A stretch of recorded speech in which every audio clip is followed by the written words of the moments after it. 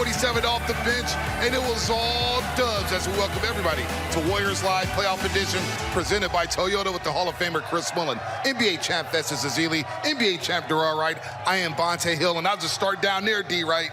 After a choppy first quarter in which the Warriors turned the ball over 7 times, they turned it up in the second quarter, and they put the Grizzlies away with a monster third. Yeah, the Warriors went back in the locker room at halftime. They made the proper adjustments. The number one thing was take care of the basketball. They came out in the second half and only had 3 turnovers in that second half. So they addressed the turnovers.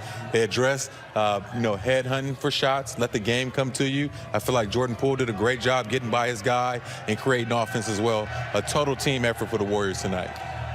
3 games of the 3 games so far, the Warriors have out-rebounded the Grizzlies. Yep. And so this is the 50-50 balls we talk about. This is the effort we talk about. When they're home, the bench guys play well. And so for the Warriors right now, taking care of the ball has to be paramount. That has to be the thing that they continue to work on moving forward. But, man, beautiful basketball tonight. Jordan Poole came to play.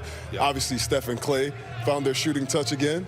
And it was beautiful to watch. Yeah, first 2 games, the Warriors won all the hustle points. They won the rebounding, second chance points. And tonight, the shooting came along for the ride. They shot 63% from the field, wow, 53% from the three-point line, and 90% from the free throw line. So the offense kicked in gear, which we thought was just a matter of time.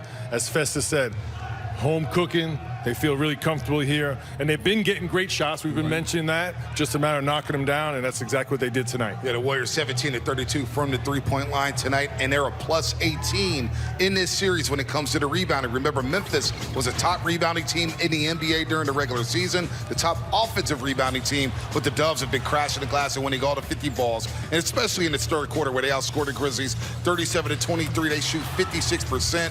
4 of 9 from the three-point line. Klay had it going. Steph scored 10 in that frame. Jordan Poole was 7. This was the difference in the game. They blew away the Memphis Grizzlies, coming out at halftime, scoring the first 8 points in that third quarter, and it was bye-bye. Well, the magic number, 34 assists, and when that ball's moving, even if you're a great defensive team, this Warrior team is impossible to guard. Memphis Grizzlies struggled all night to keep up with that beautiful ball movement, and the Warriors had tremendous balance. What are they, 5-6 guys in double figures? Yep. So the ball was moving, everyone was involved in the offense, yes, and Memphis had no answer on the defensively. I mean, Ja is a monster. Do we agree on that? Oh, Ja is incredibly talented. He's as athletic and dynamic a point guard as we've seen since maybe prime Russell Westbrook or Allen Iverson. Derrick Rose. How about Allen Iverson? Oh. There we go. So with all this for them, I think they don't have enough firepower.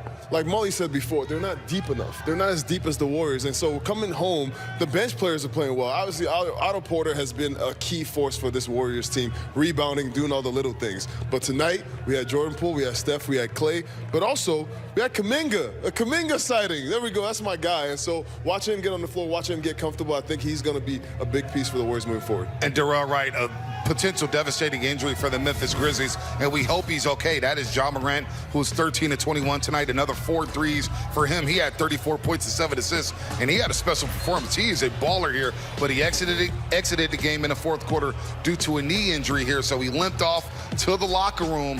I guess this is where it happened right there, a bad little step. And remember, he missed basically almost the last 3 weeks of the regular season with a knee injury, so you hope it doesn't pertain to that same knee. But the Grizzlies could be in trouble, although they had a great record without Ja Morant when he was hurt. But you see him right there in devastating pain right there. Hopefully he's good to go Monday night. Yeah, you know, Ja Morant, the head of the snake, the heartbeat of this team. This team is going to go as far as Ja Morant takes them. So this is definitely a blow to this Memphis Grizzlies team. Hopefully he's good to go. But, man, he's tough. And like you mentioned, Bonte, this team has found ways to win basketball games when Ja Morant isn't in the lineup. So it's got to be that next man up mentality for the Memphis Grizzlies. But the Warriors can't get, too comfortable if he is out. Yep. And then for them, looking forward to having Dillon Brooks back. Well, before that, he wasn't shooting that great, but he is that tough physical presence for the Memphis Grizzlies. So they will have him coming back as well next game. But speedy recovery, Ja Morant, because that was beautiful basketball we were watching against him. I love the way the Warriors defensively did not overreact to Ja Morant's 47-point outburst in Memphis. They doubled him sparingly. They used a lot of zone to keep him out of the paint. And most importantly, his numbers are great. only went to the free throw line 5 times. That was the key coming into the game. Mission accomplished there. He got his numbers. He played a great game. Not enough help from his teammates. Yeah, no doubt about that. The second leading scorer, Desmond Bane, with 16 points, but a lot of that came when the game was already decided. But speaking of a guy who bounced back in a major way, he was 3 of 11 from the three-point line in game number 2. That man is number 30, Stephen Curry. He came out and let the game come to him. 14 of 14 from the free throw line. That's a lot of free throw attempts for Stephen Curry after only going to the line twice in game number 2. He scores a 30-burger there, D, right? 10 off of Mully's prediction, but the Warriors will gladly take that performance we saw from Stephen Curry tonight. Oh, any day. And when you see those 14 free throws, what does that mean? That means Steph Curry's being aggressive. He was getting by his man. He was able to get in the paint, and guys fouled him. So he was able to go to that free throw line, knock him down, because we all know he's one of the best ever at that free throw line. I know he struggled a little bit, but another beautiful game from Steph Curry, man, just being a leader and getting it done. Finding ways to win, finding ways to make shots. The 3 ball was not falling. Okay, what do? You get to the line, get to the free throw line, get in the paint. Look at that finish, big fella. I love it. Great feet work. Oh, my God. This is why you guys are trying to get rid of the big fellas right here. Even the guards are getting in the paint. I love it. That's the only drop step I saw all night. But, yes, Steph Curry is a winner. He's a champion. This is what the kind of effort we need from him. Obviously, the free throw line in this beautiful basketball as We well. mentioned last game, Klay and Steph combined for 44 field goal attempts and combined for 2 free throws. Tonight, Steph Curry gets there 14 times, knocks them all down. I thought he was way more selective to start the game. We know the Memphis Grizzlies or any team is going to overplay Steph way beyond a three-point line. He took advantage of that, got into the paint, scored many buckets at the paint, but most importantly, got to the free throw line 14 times. Yeah, 17 points in that second half, finishes with a team-high 30. And Klay Thompson, a lot of people were concerned about him. He shot 22% from the three-point line in the first 2 games of this series, where tonight he came out on fire. 4-6 from the three-point line, 8 of 13 overall, and that's what we look for when it comes to Klay Thompson. Efficiency, and he wasn't shot hunting. He took nice shots within the offense, Darrell. Didn't force it tonight, and he finishes with 21 points, but also 9 rebounds. Big game for Klay Thompson tonight. He let the game come to him, got to his spots, raised up over the defense, and like you mentioned, he just let the game flow. This right here was tough, but the one-legged 3, that was nasty. And then we can't forget about the 9 boards, man, out there. Attention to detail. This is a good offensive rebounding team going in there getting those boards. I told you guys, a few days of practice for this Warriors team is always dangerous. That's nasty. Where they have time. This is, oh my gosh. That's what happens when he's in his rhythm, when they're moving the ball, and he's already in the flow. And so he has the ability to make these shots. We already know what Klay Thompson does. And so when he's doing this team is dangerous and cannot be beaten. As a team, much better patience and poise. I think shot selection overall was much better, and just the trust that moving the basketball is going to create better quality shots, and that shows up in the assist total. 34 assists, great balance across the board. Scoring-wise, everyone felt included, and Memphis could not guard anyone on the Warriors because the ball was moving so much. Especially Jordan Poole.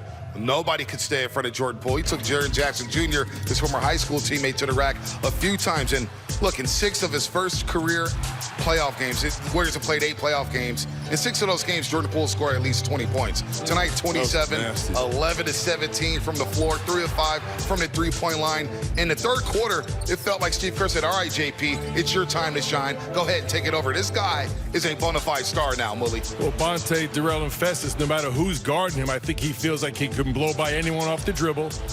He's got the Klay Thompson, Steph Curry moving out the basketball down now. Beautiful Euro steps for finishes. But look how many of these clips we've seen a foot in the paint to kick out to a wide open teammate.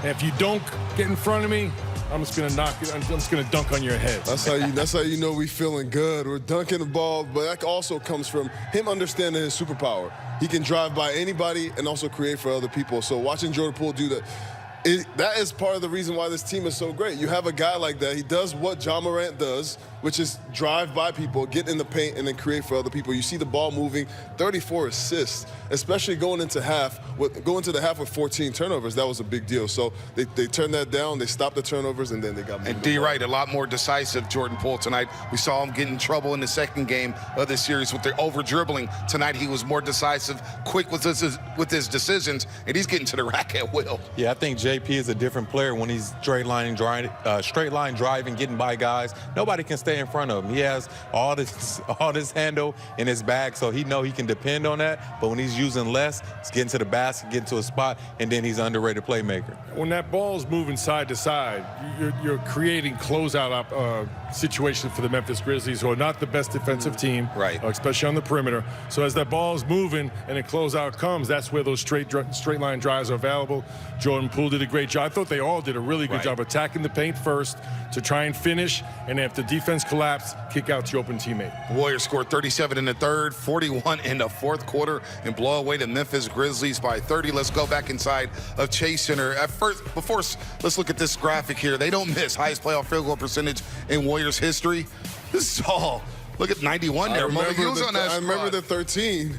57% back in 91 against the Spurs. Spurs are on this list a lot, 3 times here, but the second highest percentage for the Golden State Warriors in a playoff game. They were shooting 70% at the half against the Grizzlies, but were only up 7 due to the 14 first half turnovers. They cleaned that up in the second half and only turned the ball over 3 times. As we go back inside the Chase Center via WebEx by Cisco to the great KB, Kareth Burke, and shot selection. We discussed this all week long after game 2, Kareth, where the Warriors forced a lot of shots in game 2, specifically Steph and Klay. Tonight it was more efficient. That ball was hopping, and they took a lot of great shots tonight.